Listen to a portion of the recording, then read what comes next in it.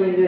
Right. அப்ப அக்கிரமங்களிலும் பாவங்களிலும் மரித்தவர்களா இருந்த உங்களை உயிர்ப்பித்தார். ரைட். இப்ப நாங்க எபிரேயர்ல பார்த்தோம் 10ஆம் அதிகாரம் 23ஆம் வசனம் என்ன சொல்லுது? நம்முடைய நம்பிக்கை அறிக்கையிடுகிறது அசைவில்லாமல் என்ன செய்யணுமா? உறுதியா இருக்கணுமா? எத்தனை பேர் இந்த காரியத்தை நம்புகிறீங்க? நான் ஒரு நாள் உண்மைதான் பிணையாசன, ஒரு நாள் அக்கிரமத்துல பாவத்துல எப்படி இருந்தேன்? மரித்தவங்களா இருந்தேன். இன்றைக்கு நான் அப்படி இல்லை. ஆண்டவர் என்னை உயிர்ப்பித்திருக்கிறார். இது எத்தனை பேர் நம்புகிறீங்க? அப்ப ஒவ்வொரு நாள் எதிர்த்து அறிக்கை செய்யும். நான் பாவத்துல மரித்து போக கிடக்கிறேன்னு அறிக்கை செய்யக்கூடாது. நான் உயிர்ப்பிக்கப்பட்டிருக்கிறேன். தேவன் என்னை உயிர்ப்பித்திருக்கிறார். இயேசுவை உயிரோடு எழுப்பினேன். ரோமர் 8ஆம் அதிகாரம் 11ஆம் வசனம் சொல்லுது, கிறிஸ்துவை மரித்தோரிலிருந்து உயிர்ப்பித்த ஆவியானவர் சாவுக்கு ஏதுவான என்னுடைய சரீரத்தை உயிர்ப்பிப்பார். ஆனால் இன்றைக்கு இந்த ஆவியை உயிர்ப்பித்திருக்கிறார். ஏன்னா மறுபுறப்படுகிறோம். எத்தனை பேர் மறுபடி பிறந்திருக்கிறீங்க?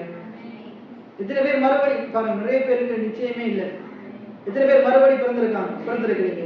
ஓம்பினி ஆசிரியர் பாஸ்டர் தண்ணிகள் அமர்த்தி எடுத்திருக்கிறார். அது மறுபிறப்பு அல்ல. அது மறுபிறப்பு.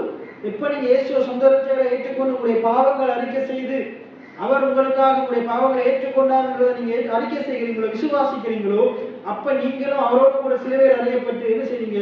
அவரோடு கூட எழுப்பப்பட்டிருக்கிறீங்க. என்ன கலாத்தியர் 2:20 சொல்லுது. கலாத்தியர் 2:20 ஒரு வாசிங்க. இதை அப்படியே வைத்துக் கொண்டு கலாத்தியர் 2ஆம் அதிகாரம் 20ஆம் வசனம்.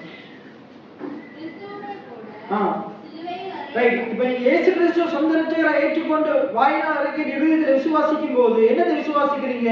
இயேசு கல்வாரி சிலுவையில மரித்த போது நானும் அவரோடு கூட சிலுவையில் அறையப்பட்டேன். எத்தனை பேர் நம்புறீங்க? இயேசு சிலுவையில் அறையப்பட்ட போது நானும் சிலுவையில அறையப்பட்டேன். ஆகையினால் அவர் மரித்தது எனக்காக மரித்தார். என்னுடைய பாவங்களுக்காக மரித்தார். என்னுடைய அக்கிரமங்களுக்காக மரித்தார். எத்தனை பேர் ஆமீன் சொல்றீங்க? ரைட்.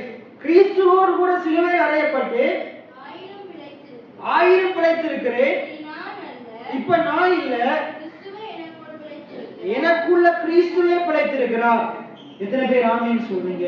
பாருங்க, அக்கிரமங்களிலும் பாவத்திலும் மரித்தவர்களா இருந்த நம்மளுக்காக ஆண்டவர் நம்முடைய அக்கிரமங்களை பாவங்களை அவர் ஏற்றுக்கொண்டது நிமித்தம் அவருக்குள்ள இருந்த நீதியை நமக்கு தந்திருக்கிறார். அவருக்குள்ள இருந்த ஆவியை நமக்கு தந்திருக்கிறார். ஏன்னா ஆவிக்குரிய நீதியில ஆண்டவர் ஆதாமுக்கு என்ன சொல்றாரு? இந்த பழத்தை புசிக்கும் நாளிலே சாகவே அவன் சரீர ரீதியா மரிக்கிற, அவனுடைய ஆவி செத்து போயிருச்சு. ஆவி செத்து போயிட்டு என்ன அர்த்தம்? ஆவி தேவனை விட்டு பிரிந்துட்டு. இன்னைக்கு நிறைய பேர் சபைக்கு வரல, வந்துட்டு நிறைய பேர் போயிட்டாங்க. இவனுடைய ஆவி இன்னும் எப்படி இருக்குது? தேவனை விட்டு பிரிந்து இருக்குது.